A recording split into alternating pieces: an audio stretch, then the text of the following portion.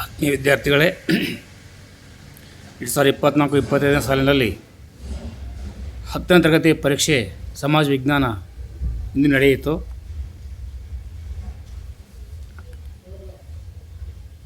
ನಿಮ್ಮೆದುರಿಗೆ ನಾನು ಆ ಪ್ರಶ್ನೆ ಪತ್ರಿಕೆ ಮತ್ತು ಕರಾರುವಕ್ಕಾದ ಉತ್ತರಗಳು ತಂದಿದ್ದೇನೆ. ಪರೀಕ್ಷೆ ಮಾಡಿಕೊಳ್ಳಿ. ಇಲ್ಲಿ ವಿಡಿಯೋದಲ್ಲಿ ಬರುವ ಉತ್ತರಗಳೇ ನಿಮ್ಮವಾಗಿದ್ದರೆ 80ಕ್ಕೂ 80 ಅಂಕಗಳು ನಿಮ್ಮದೇ ಆಗಿರುತ್ತೆ ಎಂಬುದು ನನ್ನ ಆಶಯ.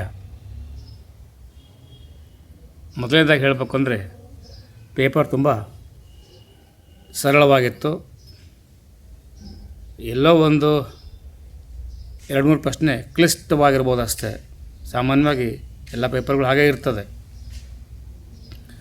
ಮೊದಲನೇ ಸೆಟ್ಟಲ್ಲಿ MCQ ಕ್ವಶನ್ಸ್.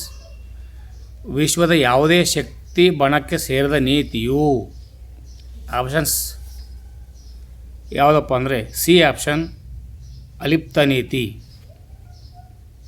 ಇದನ್ನು ನೀವು ಗುರುತಿಸಿದರೆ, ಮಾರ್ಕ್ ಮಾಡಿದರೆ ಅಂಕ ನಿಮ್ಮದೇ. ಪ್ರಶ್ನೆ 2, ತೋಟಗಾರಿಕಾ ಬೇಸಾಯದ ಪ್ರಗತಿಯು ಕರೆಯಲ್ಪಡುವುದು ಹಳದಿ ಕ್ರಾಂತಿ ಎಂದು, ಸುವರ್ಣ ಕ್ರಾಂತಿ ಎಂದು, ನೀಲಿ ಕ್ರಾಂತಿ ಎಂದು, ಕೆಂಪು ಕ್ರಾಂತಿ ಎಂದು. ಇಲ್ಲಿ ಆಪ್ಷನ್ಸ್ ಬಿ ಇದೆ. ಇದಕ್ಕೆ ಸುವರ್ಣ ಕ್ರಾಂತಿ ಅಂತ ಹೇಳಿನೇ ಬರೀಬೇಕು. ಪ್ರಶ್ನೆ 3, ಮುಂಬೈಯನ್ನು ಭಾರತದ ಮ್ಯಾಂಚೆಸ್ಟರ್ ಎಂದು ಕರೆಯಲು ಕಾರಣ. ಇದು ಅತಿ ಹೆಚ್ಚು ಹತ್ತಿ ಗಿರಣಿಗಳನ್ನು ಹೊಂದಿದೆ. Option A. ಇವುಗಳಲ್ಲಿ ಅಸಂಘಟಿತ ಕೆಲಸಗಾರರು ಯಾರು ಅಂದರೆ ಆಪ್ಷನ್ ಎ, ಮನೆ ಕೆಲಸಗಾರರು. ಮನೆ ಕೆಲಸಗಾರರು. ಮುಸ್ಲಿಮರಿಗೆ ಪ್ರತ್ಯೇಕ ರಾಜಕೀಯ ಪ್ರಾತಿನಿಧ್ಯ ನೀಡುವ ಪ್ರತ್ಯೇಕ ಚುನಾವಣಾ ಮತಗಟ್ಟೆ ವ್ಯವಸ್ಥೆ ಜಾರಿಗೆ ತಂದದ್ದು. ಆಪ್ಷನ್ ಡಿ, 1909ರ ಭಾರತೀಯ ಪರಿಷತ್ ಕಾಯ್ದೆ. ಇವುಗಳಲ್ಲಿ ಯೋಜನೇತರ ವೆಚ್ಚವು ಯಾವುದು? ಯೋಜನೇತರ ವೆಚ್ಚ ಅಂದರೆ ಆಪ್ಷನ್ ಸಿ, ರಕ್ಷಣಾ ವೆಚ್ಚ. ಆಪ್ಷನ್ ಸಿ, ರಕ್ಷಣಾ ವೆಚ್ಚ.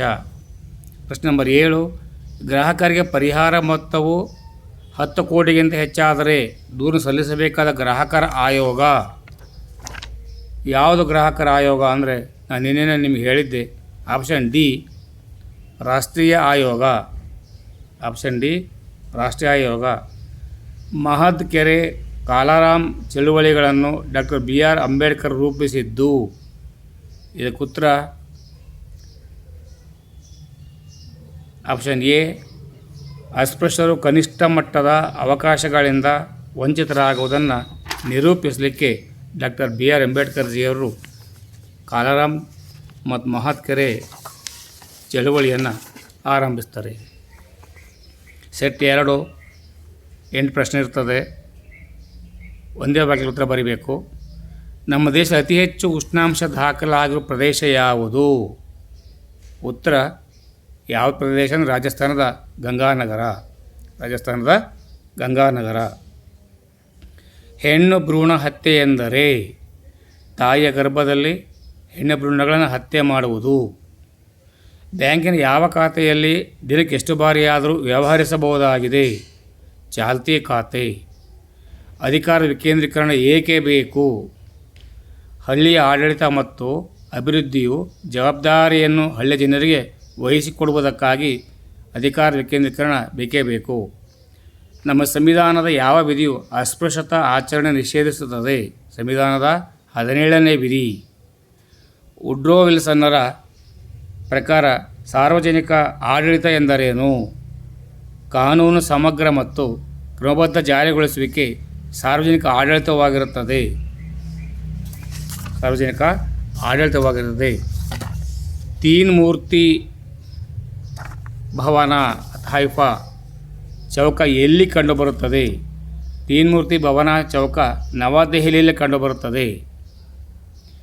ಭಾರತ ಉಕ್ಕಿನ ಮನುಷ್ಯ ಎಂದು ಯಾರನ್ನು ಕರೆಯುತ್ತಾರೆ?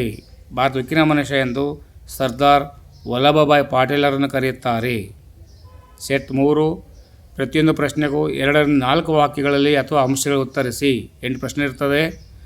ಲಿಂಗತ್ವ ಅಲ್ಪಸಂಖ್ಯಾತರ ತಾರತಮ್ಯವನ್ನು ಹೋಗಲಾಡಿಸಲು ಕೈಗೊಂಡಿರುವ ಕ್ರಮಗಳಾವವು? ಕ್ರಮ: ಲಿಂಗತ್ವ ಅಲ್ಪಸಂಖ್ಯಾತ ಹಕ್ಕುಗಳ ಸಂರಕ್ಷಣಾ ಕಾಯ್ದೆ, national portal for transgender, smile ಯೋಜನೆ ಜಾರಿ, ಗರಿಮಾ ಗೃಹ ಆಶ್ರಯ ಮನೆ ನಿರ್ಮಾಣ, ಲಿಂಗತ್ವ ಅಲ್ಪಸಂಖ್ಯಾತರ ರಾಜನೀತಿ 2017ರಲ್ಲಿ ಜಾರಿಗೆ ಬಂದಿದೆ, ಶಿಕ್ಷಣ, ಉದ್ಯೋಗ, ಚುನಾವಣೆಗಳಲ್ಲಿ ಅವಕಾಶ, ರಾಜ್ಯ ಸರ್ಕಾರಿ ಹುದ್ದೆಯಲ್ಲಿ 1% ಮೀಸಲಾತಿ. ಇದಕ್ಕೆ ಪರ್ಯಾಯವಾಗಿ ಇನ್ನೊಂದು ಪ್ರಶ್ನೆ ಇಟ್ಟಿದ್ದಾರೆ. ಯಾವುದಾದ್ರು ಅಂದರೆ ಯುನೆಸ್ಕೋದ ಕಾರ್ಯಗಳಾವವು?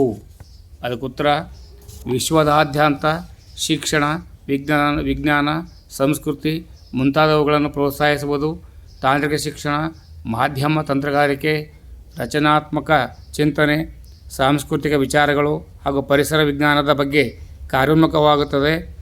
ಪ್ರಪಂಚದಾದ್ಯಂತ ಶಿಕ್ಷಣ ಮತ್ತು ಜ್ಞಾನ ಪ್ರಸಾರದ ನಿಟ್ಟಿನಲ್ಲಿ ಸರ್ಕಾರೇತರ ಸೇವಾ ಸಂಸ್ಥೆಗಳಿಗೆ ಸಹಾಯ ನೀಡುತ್ತದೆ. ಮುಂದಿನ ಪ್ರಶ್ನೆ ಬಂದರೆ, ಜನಮಂದಿಯು ದೊಂಬಿಗಿಂತ ಹೇಗೆ ಭಿನ್ನವಾಗಿದೆ? ಇಲ್ಲಿ ಜನಮಂದಿ ಮತ್ತು ದೊಂಬಿ ಎರಡಕ್ಕೂ ಉತ್ತರ ಬರೆದ್ರೆ ಆಯಿತು.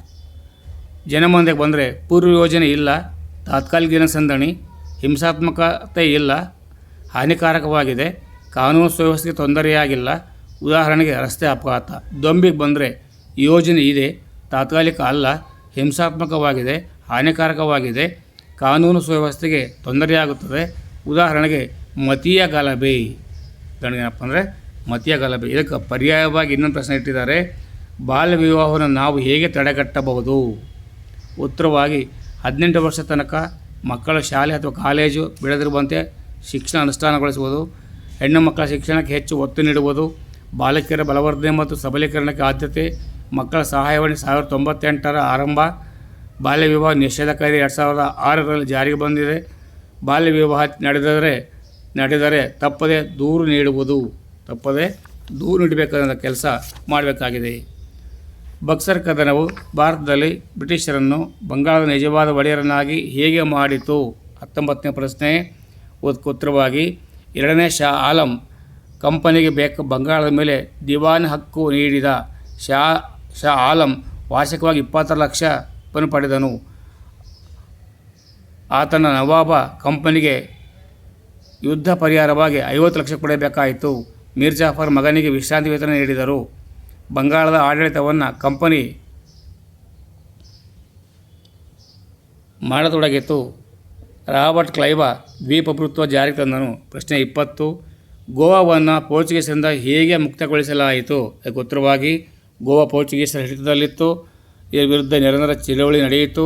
ಸತ್ಯಾಗ್ರಹಿಗಳು ವಿಮೋಚನಾ ಹೋರಾಟ ನಡೆಸಿದರು. ಪೋರ್ಚುಗೀಸರು ಸೈನ್ಯವನ್ನು ಸ್ತರಿಸಿ ಚಳವಳಿಯನ್ನು ದಮನ ಮಾಡಲು ಪ್ರಯತ್ನಿಸಿದರು. ಭಾರತದ ವಿವಿಧ ಭಾಗಗಳಿಂದ ಸತ್ಯಾಗ್ರಹಿಗಳು ಒಂದು ಹೋರಾಟ ಮಾಡಿದರು. ಮುಂದೆ ಭಾರತದ ಸೈನ್ಯ ಗೋವಾವನ್ನು 1961ರಲ್ಲಿ ವಶಪಡಿಸಿಕೊಂಡಿತು. ಪ್ರಶ್ನೆ: GIS ಮತ್ತು GPS ನಡುವಿನ ವ್ಯತ್ಯಾಸವೇನು? ಈ ಪ್ರಶ್ನೆ ಕೇಳಿದ ನೋಡಿ. ಈಗ ಭೌಗೋಳಿಕ ಮಾಹಿತಿ ವ್ಯವಸ್ಥೆ GPS ಅಂತ ಹೇಳ್ತೇವೆ. Global positioning system GPS. ಇದರ ನಕ್ಷೆಗಳು ಭಾಳ ಆಕರ್ಷಕವಾಗಿದೆ. GPS ಭೌಗೋಳಿಕ ಮಾಹಿತಿ ವ್ಯವಸ್ಥೆ ಇದು. ಈ ನಕ್ಷೆಗಳನ್ನು ಕಂಪ್ಯೂಟರ್ ಆಧಾರಿತವಾಗಿರ್ತವೆ. ಶೀಘ್ರವಾಗಿ ಪಡೆಯಬಹುದು, ಸುಲಭವಾಗಿ ವಿಶ್ಲೇಷಣೆ ಮಾಡ್ಬೋದು. ಗ್ಲೋಬಲಿ ಪೊಸಿಷನಿಂಗ್ ಬಂದರೆ ಪ್ರಾಕೃತಿಕ ವಿಕೋಪದ ಸ್ಥಳವನ್ನು ಗುರುತಿಸಬಹುದಾಗಿದೆ. ಅರಣ್ಯ ಪರ್ವತ ಚಾರಣ ಮಾಡುವವರಿಗೆ ಸೂಕ್ತ, ಸೈನಿಕರಿಗೆ, ನಾವಿಕರಿಗೆ ಮತ್ತು ಮೀನುಗಾರರಿಗೆ ಅನುಕೂಲ. ಗೂಗಲ್ ಮ್ಯಾಪ್ ಬೆಳಕಿಗೆ ಅತ್ಯಗತ್ಯ, ಸಾರಿಗೆಯಲ್ಲಿ ಬಹಳ ಉಪಯುಕ್ತ, ಹೋಮ್ ಡೆಲಿವರಿ ಕೊಡಲು ಕೂಡ ಇದನ್ನು ಬಳಸ್ತಾರೆ ಅಂತ ನಾವು ಹೇಳ್ಬೋದು. ಇಸ್ರೋದ ಮಹತ್ವದ ಸಾಧನೆಗಳಾವವು? ಇದು ನಿರೀಕ್ಷೆಗೆ ಮೀರಿರ್ತಕ್ಕಂಥ ಈ ವರ್ಷದ ಹೊಸ ಪ್ರಶ್ನೆ ಅಂಥೇಳಿ ನಾವಿಲ್ಲಿ ಹೇಳ್ಬೋದಾಗಿದೆ. ಭಾರತೀಯ ರಾಷ್ಟ್ರೀಯ ಉಪಗ್ರಹ ವ್ಯವಸ್ಥೆ ಅಭಿವೃದ್ಧಿ. ಮೊದಲ ಪ್ರಯತ್ನದಲ್ಲಿ ಮಂಗಳ ಗ್ರಹ ತಲುಪಿದ ಮೊದಲ ರಾಷ್ಟ್ರ ಭಾರತವಾಗಿತ್ತು. ಈ ಸಾಧನೆ ಮೊದಲ ಕರ್ತೃ ಇಸ್ರೋ. ಚಂದ್ರನ ದಕ್ಷಿಣ ಧ್ರುವದ ಬಳಿ ಇಳಿದ ಮೊದಲ ದೇಶ ಭಾರತ. ಈ ಸಾಧನೆಯೇ ಹಿಂದಿನ ಶಕ್ತಿ ಇಸ್ರೋ ಆಗಿತ್ತು ಅಂತ ನಾವಿಲ್ಲಿ ಹೇಳ್ಬೋದಾಗಿದೆ. ಪ್ರಶ್ನೆ 23. ವಸತಿಹೀನರಿಗೆ ಸರ್ಕಾರವು ಕೈಗೊಂಡಿರುವ ವಸತಿ ಯೋಜನೆ ಹೆಸರಿಸಿ. ಇಂದಿರಾ ಆವಾಸ್ ಯೋಜನೆ, ಅಂಬೇಡ್ಕರ್ ವಾಲ್ಮೀಕಿ ವಸತಿ ಯೋಜನೆ, ಆಶ್ರಯ ಯೋಜನೆ. 24ನೇ ಪ್ರಶ್ನೆ, ಉದ್ಯಮಶೀಲತೆಯು ಒಂದು ಸೃಜನಾತ್ಮಕ ಚಟುವಟಿಕೆಯಾಗಿದೆ ಹೇಗೆ? ಏನೂ ಇಲ್ಲದುದನ್ನು ಏನಾದರೂ ಒಂದು ಸೃಷ್ಟಿಸುವ ಅಥವಾ ಸೃಜಿಸುವ ಸಾಮರ್ಥ್ಯವಾಗಿದೆ. ಉದ್ಯಮಶೀಲತೆಯು ಹೊಸ ವಿಧಾನಗಳನ್ನು ರೂಢಿಗೆ ತರುತ್ತದೆ. ಈಗ ಸೆಟ್ 4ಕ್ಕೆ ಬಂದಿದ್ದೇವೆ. ಪ್ರತಿಯೊಂದು ಪ್ರಶ್ನೆಗೂ 6 ವಾಕ್ಯಗಳಲ್ಲಿ ಅಥವಾ ಅಂಶಗಳಲ್ಲಿ ಉತ್ತರಿಸಿ ಕೊಡ್ತಿದ್ದಾರೆ. 9 ಪ್ರಶ್ನೆ ಇರ್ತದೆ.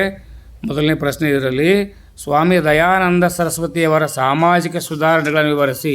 ಸ್ವಾಮಿ ದಯಾನಂದ ಸರಸ್ವತಿಯವರ ಸಾಮಾಜಿಕ ಸುಧಾರಣೆಗಳು. ಉತ್ತರವಾಗಿ ಆರ್ಯ ಸಮಾಜವನ್ನು ಸ್ಥಾಪಿಸಿದರು, ವೇದಗಳ ಸತ್ಯ ಮತ್ತು ಜ್ಞಾನದ ಮೂಲ ಎಂದರು, ವೇದಗಳು ಹಿಂತಿರುಗಿ ಘೋಷಣೆ ಮಾಡಿದರು, ವಿಗ್ರಹಾರಾಧನೆ ಜಾತಿ ಪದ್ಧತಿಯನ್ನು ಖಂಡಿಸಿದರು, ವಿಧವಾ ವಿವಾಹ ಪ್ರೋತ್ಸಾಹಿಸಿದರು, ಸ್ವದೇಶಿ ವಸ್ತುಗಳ ಬಳಕೆಗೆ ಕರೆ ನೀಡಿದರು, ಸತ್ಯದ ಪ್ರಕಾಶ ಕೃತಿ ರಚಿಸಿದ್ದಾರೆ, ಶುದ್ಧಿ ಚಳವಳಿ ಆರಂಭಿಸಿದರು, ಭಾರತೀಯರಿಗೆ ಭಾರತ ಎಂಬ ಘೋಷಣೆ ನೀಡಿದರು. ಪರ್ಯಾಯ ಪ್ರಶ್ನೆ ಇದೆ. ಸಹಾಯಕ ಸೈನ್ಯ ಪದ್ಧತಿ ನಿಬಂಧನೆಗಳು ಯಾವುವು? ಉತ್ತರವಾಗಿ ಭಾರತೀಯ ರಾಜನು ಬ್ರಿಟಿಷ್ ಸೈನಿಕ ತುಕಡಿಯನ್ನು ತನ್ನ ರಾಜ್ಯದಲ್ಲಿ ಇರಿಸಿಕೊಳ್ಳಬೇಕು, ಸೇನೆಯ ವೇತನ ಮತ್ತು ನಿರ್ವಹಣೆ ವೆಚ್ಚ ಭರಿಸಬೇಕು, ಆಸ್ಥಾನದಲ್ಲಿ ಬ್ರಿಟಿಷ್ ರೆಸಿಡೆಂಟನ್ನು ನೇಮಕ, ಯುರೋಪಿಯನ್ನರನ್ನು ನೇಮಿಸಿಕೊಳ್ಳುವಂತಿಲ್ಲ, ಯುದ್ಧ ಅಥವಾ ಸಂಧಾನ ಮಾಡಿಕೊಳ್ಳಲು ಬ್ರಿಟಿಷರ ಸಮ್ಮತಿ, ಕಂಪನಿಯು ಆ ರಾಜ್ಯಕ್ಕೆ ರಕ್ಷಣೆ ಆಂತರಿಕ ಮತ್ತು ಬಾಹ್ಯ ಒದಗಿಸುವುದು. ಪ್ರಶ್ನೆ 26, ಅರಣ್ಯಗಳು ಬಹು ಉಪಯುಕ್ತವಾದ ಸಂಪನ್ಮೂಲಗಳಾಗಿವೆ ಹೇಗೆ? ಉತ್ತರವಾಗಿ ಶುದ್ಧ ವಾಯು, ಆಹಾರ, ಮೇವು ಒದಗಿಸುತ್ತದೆ, ಮಳೆ ತರಲು ಸಹಾಯಕವಾಗಿದೆ, ಮಣ್ಣಿನ ಸವೆತ ನಿಯಂತ್ರಿಸುತ್ತದೆ, ಪ್ರಾಣಿ ಪಕ್ಷಿಗಳಿಗೆ ಆಶ್ರಯ ತಾಣವಾಗಿದೆ, ಔಷಧೀಯ ಸಸ್ಯಗಳ ಆಗರವಾಗಿದೆ, ಪ್ರವಾಸಿಗರನ್ನು ಇದು ಆಕರ್ಷಣೆ ಮಾಡುತ್ತೆ, ಉದ್ಯೋಗ ಅವಕಾಶಗಳನ್ನು ಒದಗಿಸುತ್ತವೆ, ಪರಿಸರ ಸಮತೋಲನ ಕಾಪಾಡುತ್ತದೆ. ಇದಕ್ಕೆ ಪರ್ಯಾಯವಾಗಿನ ಪ್ರಶ್ನೆ ಕೇಳಿದಲ್ಲಿ ದೇಶದ ಅಭಿವೃದ್ಧಿಗೆ ವಿವಿಧೋದ್ದೇಶ ನವೀಕರಣ ಯೋಜನೆಗಳು ಅವಶ್ಯಕವಾಗಿವೆ ಹೇಗೆ? ನೀರಾವರಿ ಸೌಲಭ್ಯ, ಜಲವಿದ್ಯುತ್ ಉತ್ಪಾದನೆ, ನದಿ ಪ್ರವಾಹ ನಿಯಂತ್ರಣ, ನೌಕಾಯಾನ ಸೌಲಭ್ಯ, ಗೃಹ ಬಳಕೆಗೆ ನೀರು ಒದಗಿಸಲು, ಮಣ್ಣಿನ ಸವಕಳಿ ನಿಯಂತ್ರಣ, ಮೀನುಗಾರಿಕೆ ಅಭಿವೃದ್ಧಿ. ಪಂಚವಾರ್ಷಿಕ ಯೋಜನೆಗಳ ಉದ್ದೇಶಗಳು ಯಾವುವು? ಉತ್ತರ ಉತ್ಪಾದನೆಯನ್ನು ಗರಿಷ್ಠ ಮಟ್ಟಕ್ಕೆ ಹೆಚ್ಚಿಸುವುದು, ಉದ್ಯೋಗಾವಕಾಶಗಳನ್ನು ಹೆಚ್ಚಿಸುವುದು, ಆರ್ಥಿಕ ಅಸಮಾನತೆಯನ್ನು ಕಡಿಮೆ ಮಾಡುವುದು, ಆರ್ಥಿಕ ಸ್ಥಿರತೆಯನ್ನು ಕಾಯ್ದುಕೊಳ್ಳುವುದು, ಅರ್ಥವ್ಯವಸ್ಥೆಯನ್ನು ಆಧುನೀಕರಣಗೊಳಿಸುವುದು, ಬಡತನ ನಿರ್ಮೂಲನೆ ಮಾಡುವುದಾಗಿದೆ.